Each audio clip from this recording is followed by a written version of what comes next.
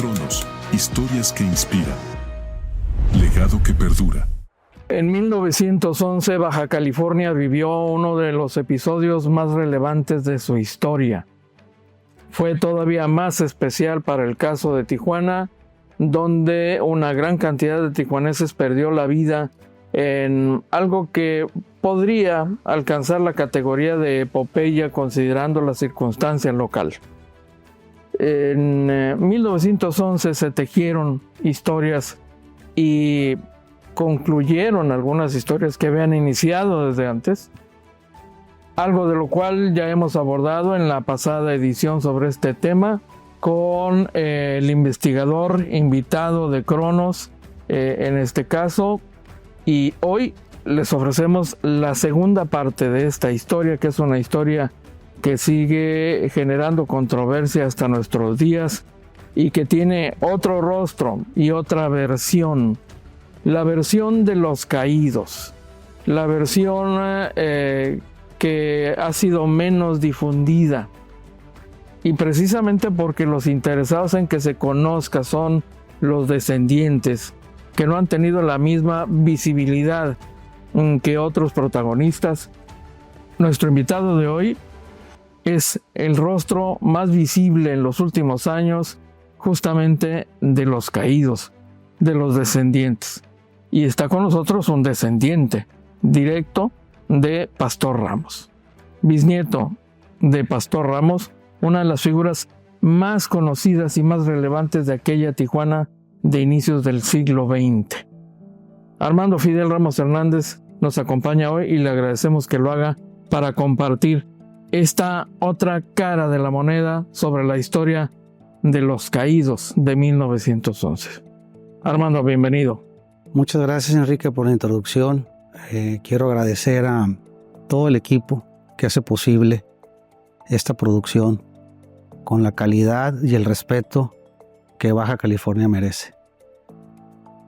Sigue siendo una controversia importante hasta la fecha este tema.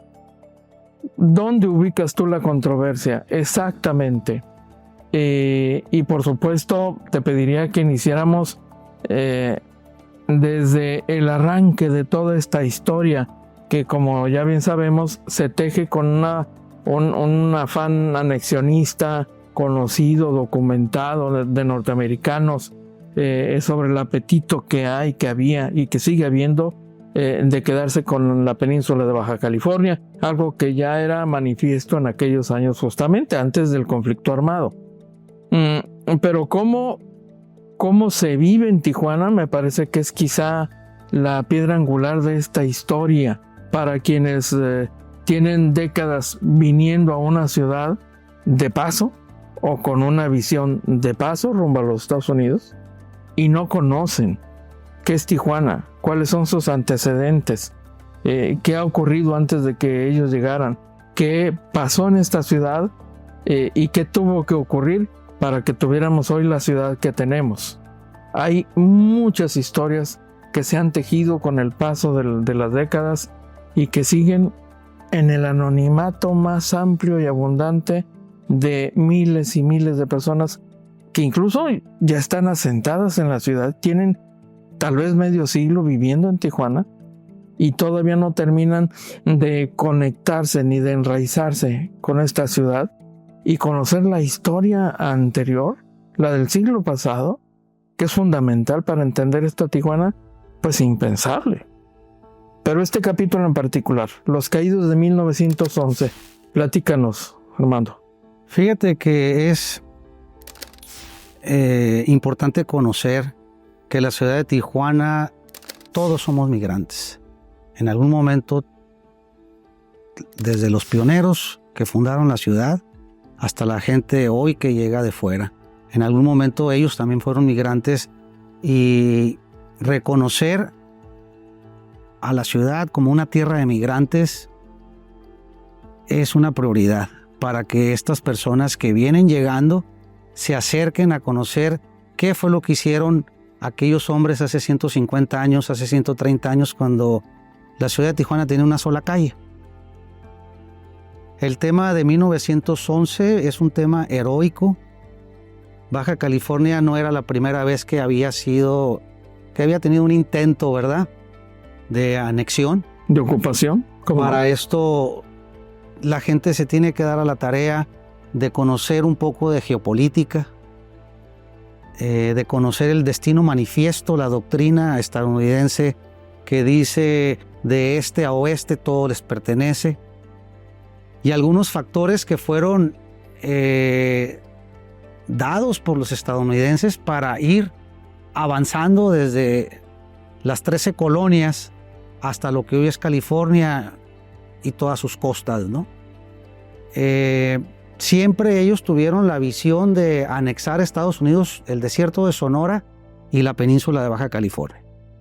En 1911, Tijuana y las ciudades Tecate, Mexicali y Ensenada eran poblaciones. Tijuana tenía 700 habitantes, el Valle de Mexicali tenía 380 en todo su valle. ¿Qué quiere decir eso? Que tenía 10 personas aquí, 5 por acá, 8 y así. Ensenada era la capital y era la que tenía más gente, por ser la capital y el puerto.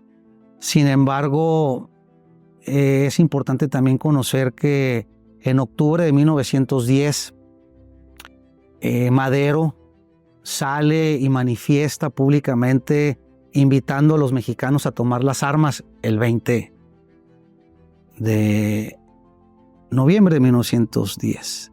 Para esto, entre el 14 y el 17 de noviembre, en Puebla, el ejército federal ataca la casa de los hermanos Aquiles Cerdán.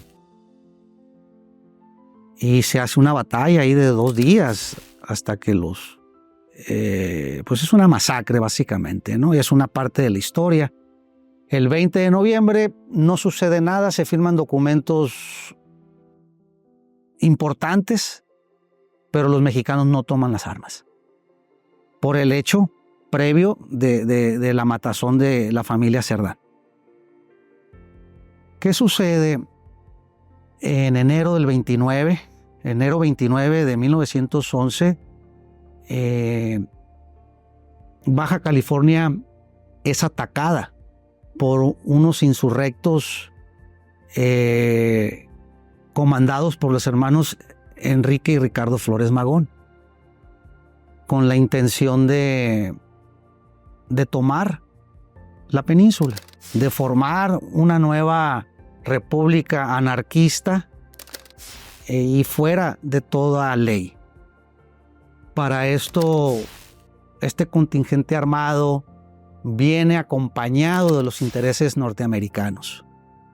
En el Valle de Mexicali ya se construía el bordo Okerson del lado mexicano, una inversión de $1 millón en suelo mexicano.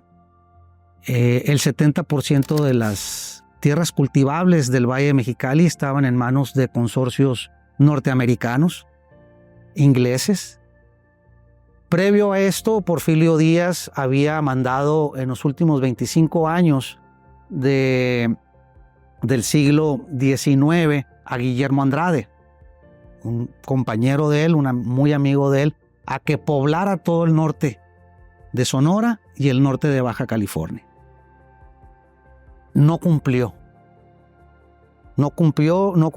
su responsabilidad, y lo que él hizo fue vender concesiones a los diferentes grupos adinerados establecidos en San Francisco, en San Diego, en Arizona y alguno que otro en Texas. Incluso se vendían hasta bonos. Por eso es que se asentó en Santa Rosalía, estaba asentada la minería. Francia tenía la concesión de la minería. La compañía inglesa, esa concesión se firma en Londres. Guillermo Andrade viaja exclusivamente a Londres a firmar esa, y se forma, y las oficinas centrales estaban en Ensenada. Y así se forma también la Colorado River Land Company. Era una empresa con intereses californianos. Entonces, para 1911 los hermanos Enrique y Ricardo ya habían sido exiliados 3 o 4 veces fuera de México. La primera vez fueron a Cleveland, Ohio. La segunda vez fueron exiliados a Montreal, Canadá. Fue donde ellos se nutren de toda esta literatura y conviven con personas afines al marxismo, al socialismo y a todo lo que viene siendo lo anárquico. Porque Montreal se conocía como el sitio donde todos estos países, Italia, Francia, Inglaterra, exiliaban a todas estas personas que no les convenía tenerlos dentro de sus países. Entonces Montreal, Canadá, era un lugar donde todas estas personas convivían, cambiaban ideas, regresan a México y luego vuelven a ser exiliados a otra ciudad en El Paso, Texas, y por fin llegan a Los Ángeles. En Los Ángeles empiezan a formar grupos ellos subversivos y empiezan a ser financiados, al grado de que se preparan y el ataque principal es en Mexicali el 29 de enero y se vienen avanzando ellos por todos los caminos que podían, porque caminos como los que tenemos hoy no existían, hasta llegar a Tecate y diferentes rancherías. Llegaron al Valle de Guadalupe, el Álamo, La Grulla, Santo Tomás, todas las poblaciones alrededor de Ensenada.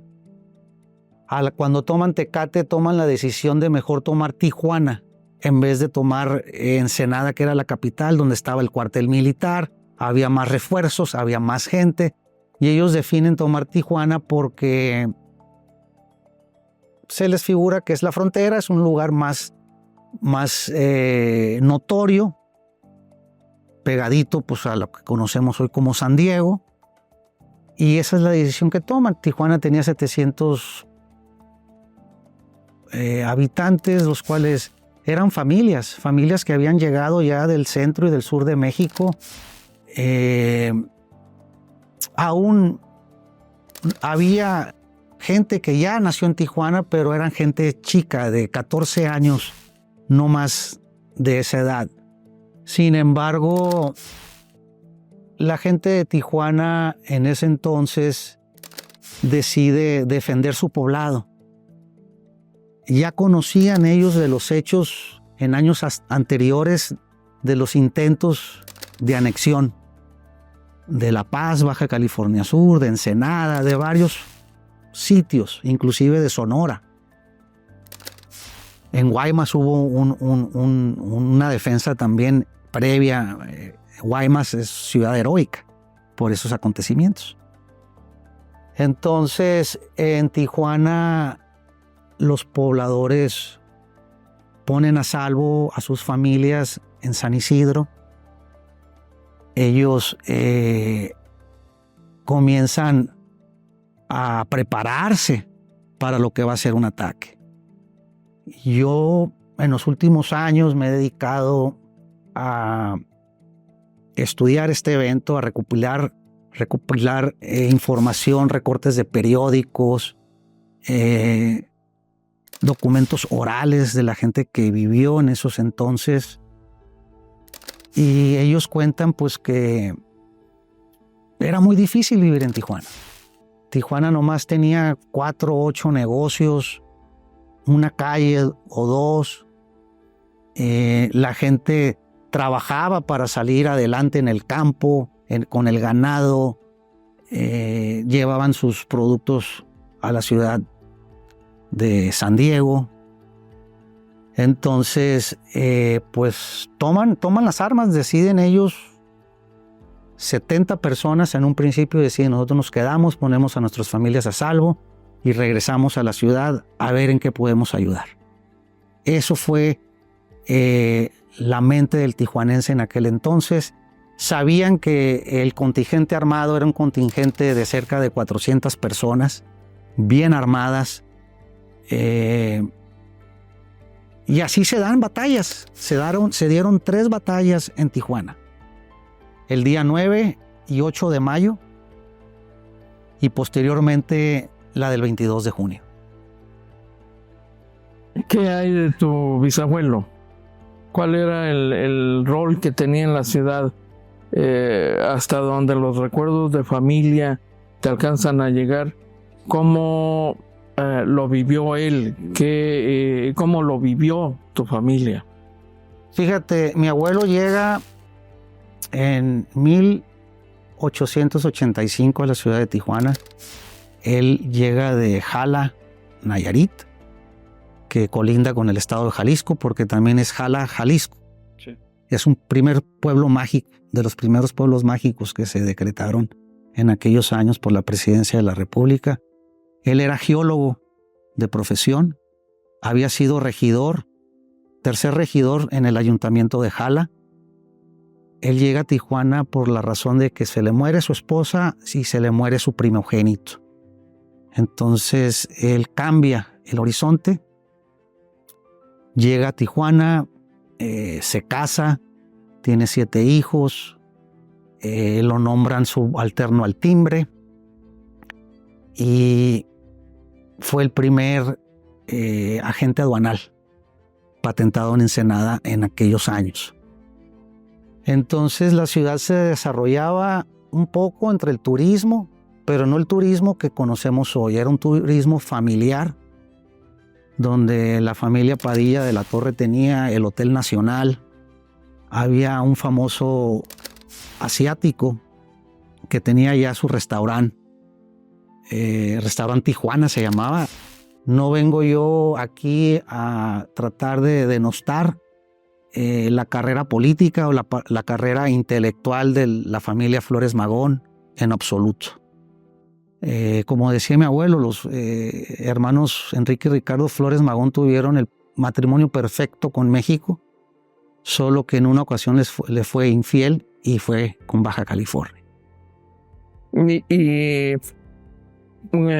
¿Cómo vivía tu familia entonces? Mi bisabuelo se casa con Guadalupe Castillo Banes.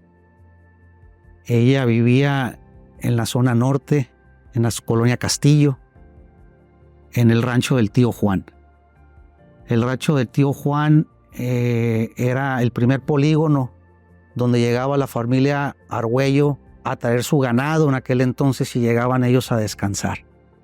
Tenemos los mapas de catastro de aquel entonces y él se dedicaba al ganado, se dedicaba a los productos como los quesos, la leche, los huevos, los productos de primera necesidad. Lo que se repartía en Tijuana se quedaba en la ciudad y lo que sobraba se vendía en San Diego.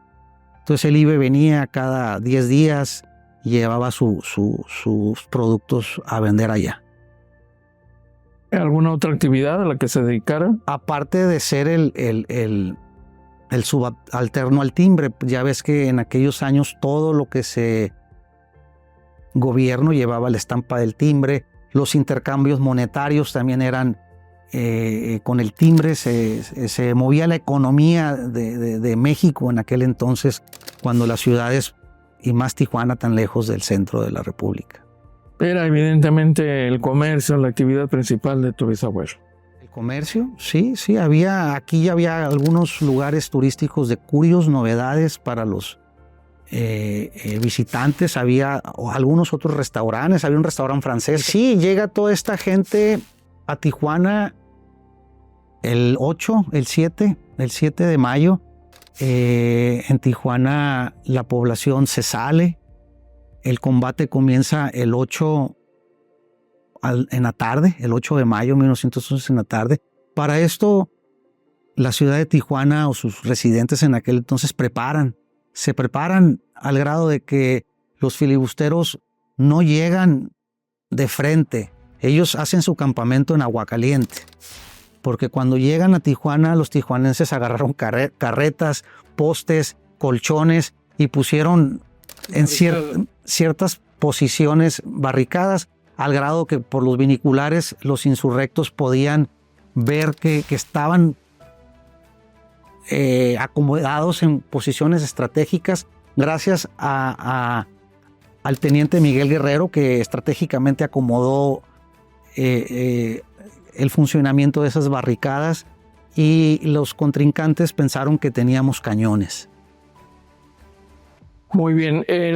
Por supuesto, había tropas federales en Tijuana, no tantas, quizá había una representación pequeña. Lo que pasa, había una representación muy pequeña. Lo que sucede es esto: cuando ellos ingresan el 29 de enero de 1911 a Los Algodones, en Mexicali, la instrucción del gobierno de México es ir a proteger la inversión estadounidense en suelo mexicano, que es el Bordo Okerson, que también lo van a ver en fotos, y que tenía ya una inversión de $1 millón en aquel entonces. Era para el sistema de riego de todas estas compañías asentadas en el Valle de Mexicali, ¿verdad? Entonces él da la instrucción, el presidente de México da la instrucción de que los soldados asentados en los más cercanos al bordo y los asentados en Ensenada se fueran a proteger esa inversión, porque era el detonante. ¿Qué te parece si seguimos hablando de esto después de la pausa? Perfecto. Seguimos charlando con Armando Fidel Ramos, un descendiente de aquellos pioneros tijuaneses que enfrentaron a un grupo de invasores que quisieron apoderarse de Tijuana en 1911. Y estabas justamente recordando parte de esa batalla del 8-9. Entonces la batalla del 8, el grupo insurrecto se asienta en dos ejes. Uno, Boulevard Fundadores y Aguacaliente. Un contingente de 40, 60 personas o más se asienta en lo que hoy es Boulevard Fundadores, y el otro se queda en Aguacaliente, porque ellos querían entrar por ambos lados al centro de la ciudad. Entonces no lo lograron esa noche. Los tijuanenses defendieron hasta las 4 o 5 de la mañana la ciudad, y el contingente armado no pudo entrar. Tuvieron bajas. El teniente Guerrero fue herido. Se lo llevaron los socorristas a Point Loma, al hospital militar, y fue atendido. Él sobrevive. Para esto se resume el conflicto a las 7, 8 de la mañana y termina para las 11 de la mañana. La ciudad es tomada. La razón principal de la que cae la ciudad es de que se les acaban las balas a los tijuanenses. El gobierno de los Estados Unidos, desde meses antes al conflicto y desde los meses previos a la intervención de Mexicali, habían cancelado la venta de armas a los fronterizos y municiones. Para esto se seguían, entre las anaguas de las damas, seguían los vestidos grandes, se seguía metiendo algo de armamento, pero no para combatir al grado de ellos, ¿no?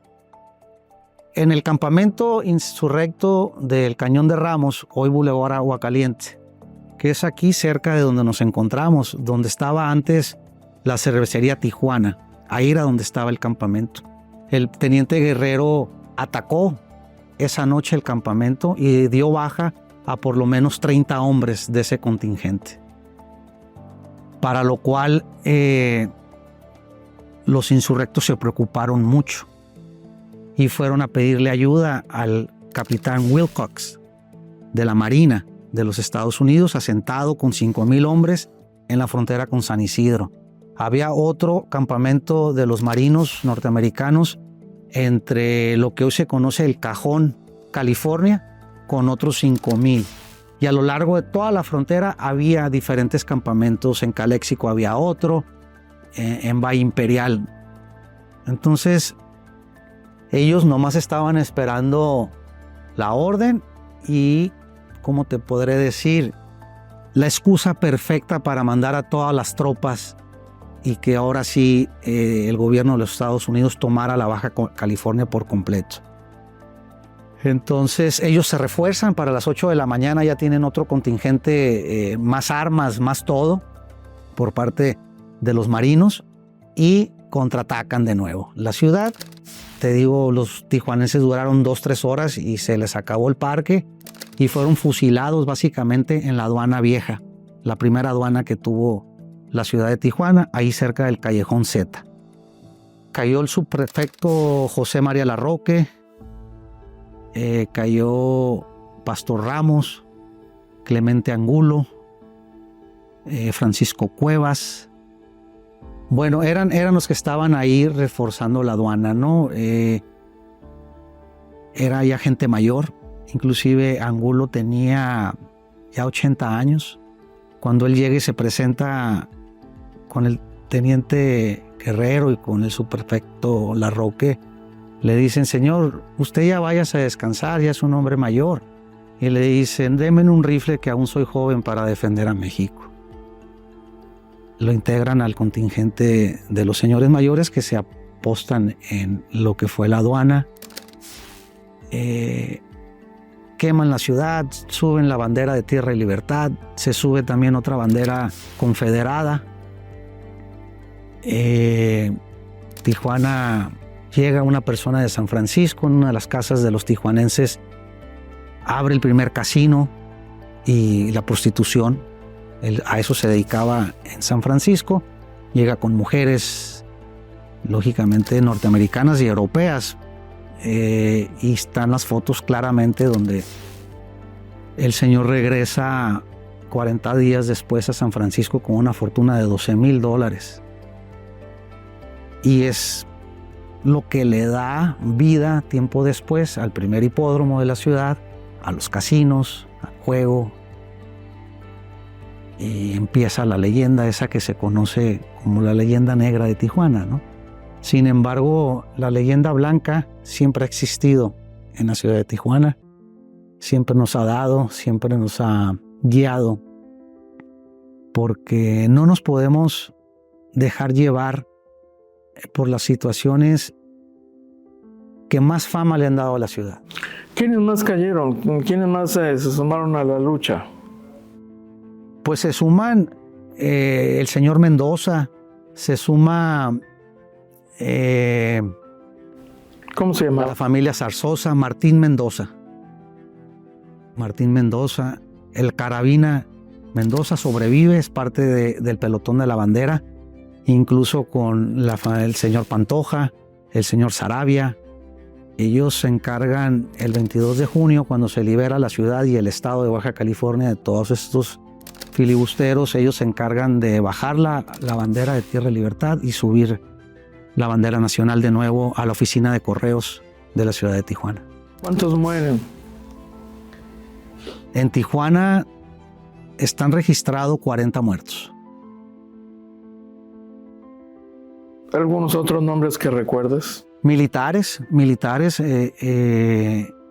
y gente que se sumó al contingente. Es importante mencionar que a partir del 9 y 8 y 9 de mayo, en San Diego, el doctor Horacio Marín convoca a los mexicanos que viven en Estados Unidos a sumarse a defender la frontera. Él forma la primera asociación registrada de la defensa de la integridad nacional en San Diego, porque la ciudad de Tijuana estaba tomada. Entonces, a todas estas gentes ya muertas las sacan, las dejan allá afuera en un colchón. Pueden constatar las fotos. La ciudad de Tijuana sufre muchos años después estos acontecimientos, porque estas personas llegaron a romper con todas las reglas de humanidad. Invadieron un país, invadieron poblados, quemaron ciudades, violaron a las mujeres, mataron a niños y jóvenes. Ellos iban avanzando y se llevaban lo que había monetariamente o de valor.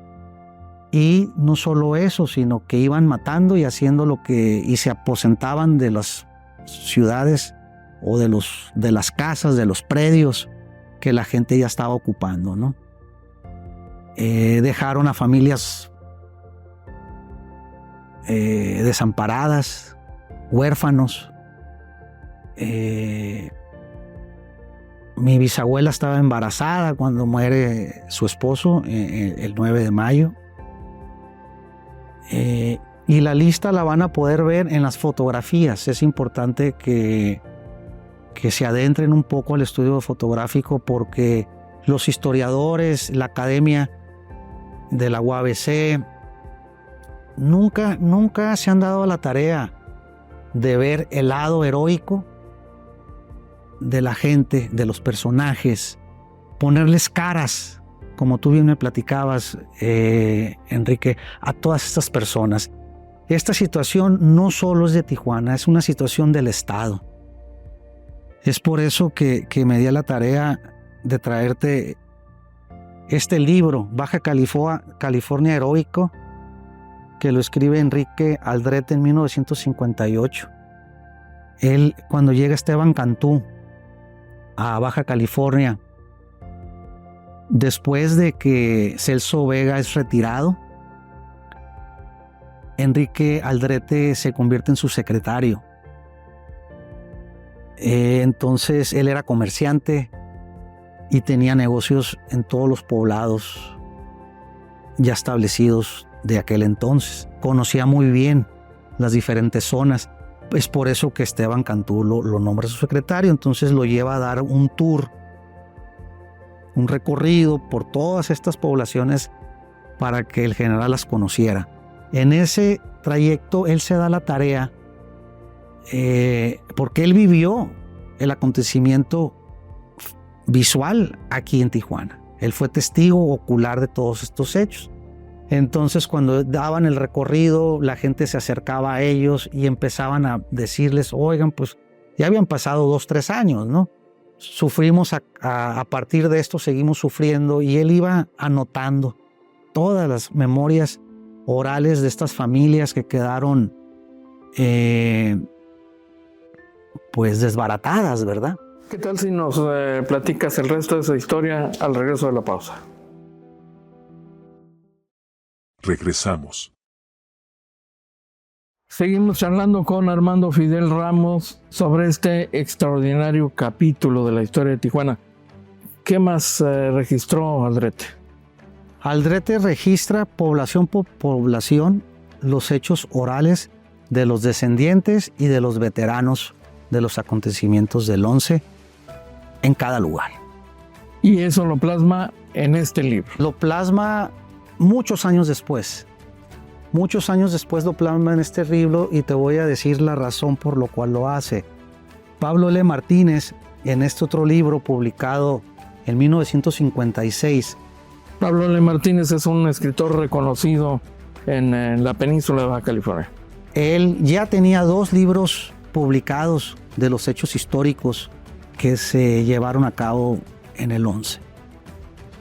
Este libro que ustedes ven aquí fue hecho por instrucciones del primer gobernador del estado de Baja California, el señor Braulio Maldonado, que le dio la tarea a Rubén Vizcaíno Valencia de que fuera a buscar a Pablo L.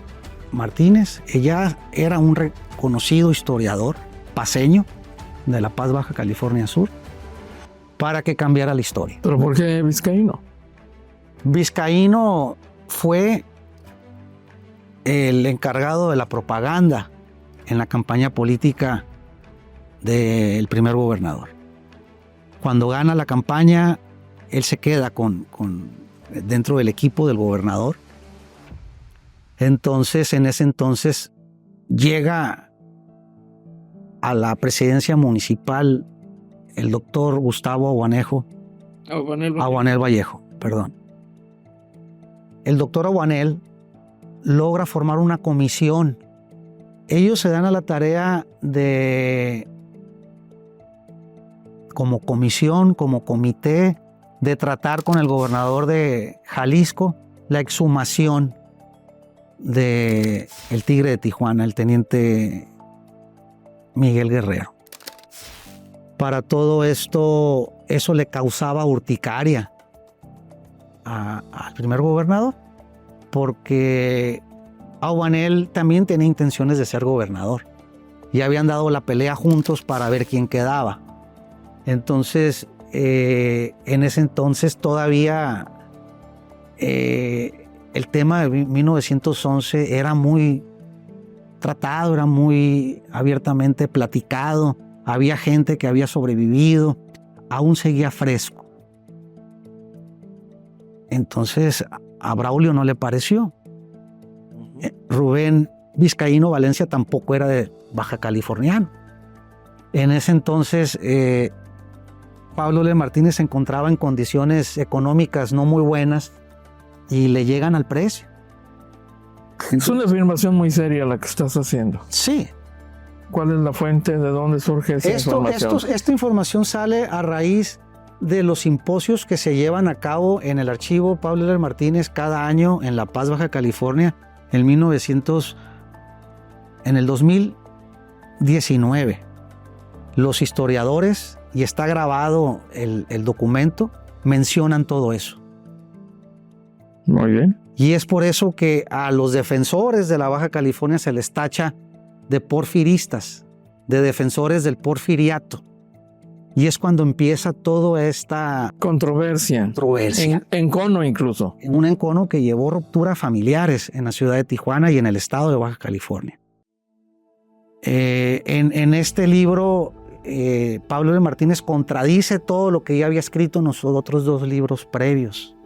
Y a raíz de eso, Rubén Vizcaíno Valencia se convierte en un orador en contra de los héroes de Baja California.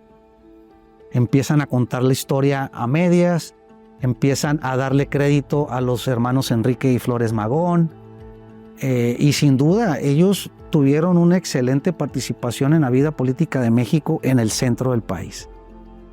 El doctor Marco Antonio Samaniego, que es quizá el principal historiador que ha abordado este tema, está de acuerdo en casi toda la versión que ustedes manejan, excepto en la parte relativa al involucramiento de los hermanos Flores Magón. Él dice que es insostenible la versión de que los Flores Magón fueron los promotores de esta serie de ataques, que no hay posibilidad de documentar el vínculo entre ellos, que incluso los Flores Magón se deslindan de estas acciones y de estos movimientos. Pues yo te puedo comprobar todo lo contrario. Yo te traigo un documento que es un salvoconducto dirigido a José María Leiva de Mexicali, donde Ricardo Flores Magón le da por escrito el salvoconducto para que llegue a estas tierras y que lo protejan. Es un telegrama. Bien, eso documenta un acto, una acción. Pero hay más elementos para sustentar esa hay versión. Otro elemento, que cuando se toma Tijuana y Madero toma Ciudad Juárez, Madero inmediatamente manda a su hermano Jesús, el más chico, el que fue secretario de Gobernación durante su gobierno.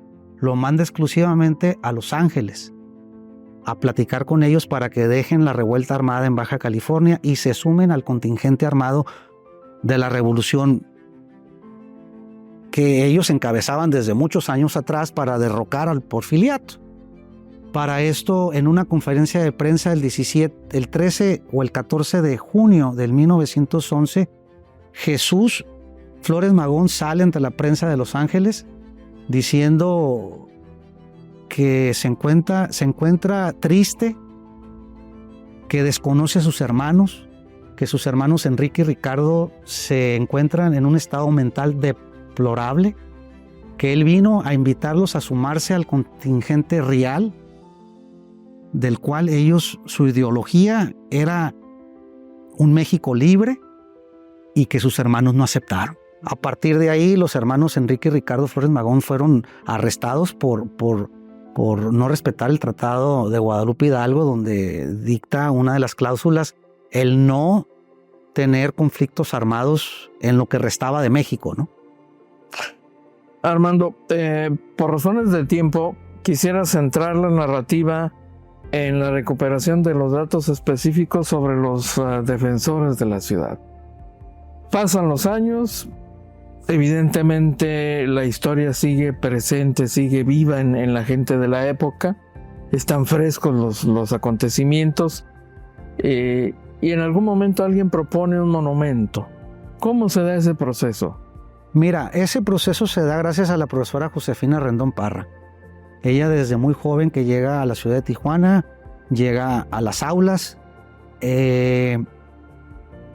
Sucede que ella era la que se encargaba de festejar cada 22 de junio, donde podía elaborar un evento cívico. La principal promotora. En veces lo hacían en Escuela Obregón, en veces lo hacían con los mutualistas, en veces lo hacían en los patios del Centro Escolar Aguacaliente, en lo que era el Ayuntamiento de Tijuana en la calle Segunda y Constitución, hoy Palacio de Cultura, donde le prestaban. Entonces, ya en los años 50, a finales de del 48, porque el monumento se termina en el 52, que se estrena Baja California como estado y el primer municipio de la ciudad de Tijuana, ella habla con el ingeniero Jesús Ruiz Fitch y le dice, de profesor a alumno, le dice, ayúdame. Tengo 20 años, 25 años haciendo este evento donde puedo, con lo que puedo, y si no hacemos un sitio digno donde descansen los restos de estas personas, este evento, esta epopeya de la historia de Baja California se va a perder.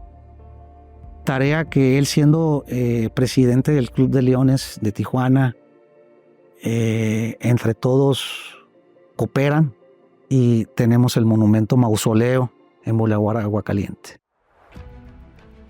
Es, por cierto, para quienes no lo saben, porque es historia reciente, es un monumento que estuvo a punto de ser derribado, eliminado, para favorecer el desarrollo de la zona con la aparición de nuevos edificios donde antes estuvo el toreo de Tijuana. Y esta intentona quedó anulada con una oportuna declaratoria que reconoce valor histórico a este sitio y que impidió finalmente que lo derrumbaran. ¿Cuándo se decide sepultar ahí algunos de los caídos de 1911 y quiénes son los que terminan ahí finalmente en ese lugar? Mira, inmediatamente cuando se termina de construir, bueno, el monumento se construye con la intención de que fuera un mausoleo, ¿verdad? Pero en ese momento entra el primer gobierno de la ciudad. Es importante que también en ese año se formó el primer congreso estatal. Y Sosa, Caballero Sosa, Ignacio, eran parte también de ese grupo del Consejo Pro Estado 29, que trabajaron 10 años para formar lo que hoy es el Estado 29. Entonces todos ellos eran personajes de Tijuana, fuertes económicamente y de leyes, porque el papá de licenciado Ruiz había sido gobernador de Jalisco. Eso fue lo que les dio la pauta a ellos para poder lograr convencer al Congreso de la Unión de que Baja California estaba listo para ser estado. Eso fue el encono más grande entre Braulio Maldonado y el doctor Ubanel. Por eso se contrata lo que te platiqué del libro. Entonces se construye el monumento, se hace los trámites y en 1956 llega el teniente Miguel Guerrero. En el 58 llega el general, primero fue coronel, pero luego aquí en Tijuana estuvo como coronel y luego se fue a otros conflictos cerca de Escobedo, Monterrey, donde le dan el grado de general a Juan N. Vázquez. Luego en el 62 exhuman a mi bisabuelo del cementerio de Old Town en San Diego, California, a Clemente Angulo, a Alfredo Padilla de la Torre, y ellos son los 6 personajes que están enterrados hoy en el monumento, que también lo tenemos todo registrado en periódicos de la época para confirmar las fechas exactas, ¿verdad? Porque a lo mejor me puede fallar alguna, pero fueron varios eventos, siempre en el evento cívico, ¿verdad? Del 22 de junio se llevaban a cabo estos entierros. En el caso del teniente Miguel Guerrero, es Rubén de Luna, el director del periódico El Heraldo, quien personalmente decide financiar todo el esfuerzo de localizar y traer los restos de este militar, una vez localizados en Jalisco y traídos por avión a Tijuana, después de lo cual hubo toda una caravana desde el aeropuerto en aquellos días hasta el sitio final. Sí, fíjate, es muy importante mencionar que esa responsabilidad que el señor Luna le entrega a otro periodista, que está registrado su nombre. Él tarda 2-3 meses en encontrar en Los Altos, Jalisco, el cuerpo. Entonces llega al aeropuerto con todos los honores patrios, están las fotografías también del recuerdo, y se hace un evento cívico en el Palacio Municipal de la calle Segunda y Constitución, con todos los honores militares y cívicos. Armando, estamos justo al momento del cierre de este programa. ¿Con qué mensaje dejarías al auditorio de Cronos sobre este episodio de la vida histórica de Tijuana? Mira, yo veo en Cronos una oportunidad única para hacer una mesa redonda donde nos podamos sentar el doctor Samaniego, el doctor Piñera y los invitados que ustedes decidan tener, para de una vez por todas poner los documentos en la mesa. O sea, no estamos hablando de cosas que nos imaginamos, vamos a hablar de los hechos heroicos de los ciudadanos del estado de Baja California, porque todos tienen el mismo mérito. Lógicamente fue más sonado en Tijuana por la frontera, porque era una ciudad todavía más importante. Ellos así lo decían, ¿no? Por eso fue la toma de Tijuana. Sin embargo, yo pienso que la academia, el Instituto de Históricas de la UABC debe de rectificar y debe de promover ese valor máximo de cualquier ser humano. ¿Hay algún otro descendiente de aquellos caídos? Sí, la familia Borja Vázquez, el pintor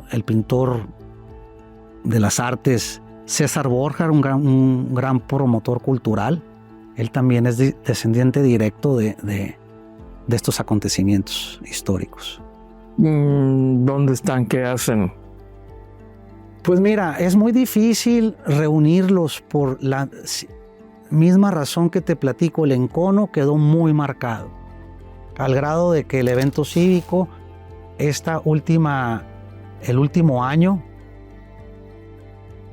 o el segundo año, el primer año de la administración de Montserrat Caballero, no se celebró. Nos lo cancelaron a las 10:30 de la noche, un día antes. Bien. Entonces, es por eso que yo los invito a hacer una mesa redonda para que quede en firme la trascendencia, el valor, la importancia de un ser humano que entrega su vida por una nación. Muy bien. Armando, te queremos agradecer que nos hayas acompañado en este espacio para el abordaje de este tema que sigue siendo una herida abierta, evidentemente, en algún sector de esta ciudad. Muchas gracias, Enrique. El doctor Samaniego me la prometió hace 10 años, la mesa redonda. Bueno, pues... Y estamos esperando, ojalá y se dé. Ahí está la cámara, se lo puedes decir. Sigo con la invitación, doctor Samaniego, para sentarnos y poder discutir de una manera académica los verdaderos hechos, el valor del tijuanense, del mexicalense, del tecatense y de todos los hombres en las diferentes rancherías del estado de Baja California que defendieron su patria. Es tiempo de poner a todas estas personas en el lugar que merecen, Es tiempo de que los nuevos residentes y los residentes, como dice nuestro comentarista Enrique, en la mesa, que se conozcan con rostro, que se conozcan sus perfiles, que se conozcan de dónde vienen, de dónde llegaron, qué fue lo que hicieron antes y después, porque todas las investigaciones que se han hecho siempre han sido ejecutadas para el lado contrario. Y es tiempo de que los bajacalifornianos conozcan a los bajacalifornianos que nos dieron patria. Muchas gracias, Armando. Gracias a ustedes. Gracias a usted también. Agradecimiento especial a Armando Ramos por el material histórico compartido.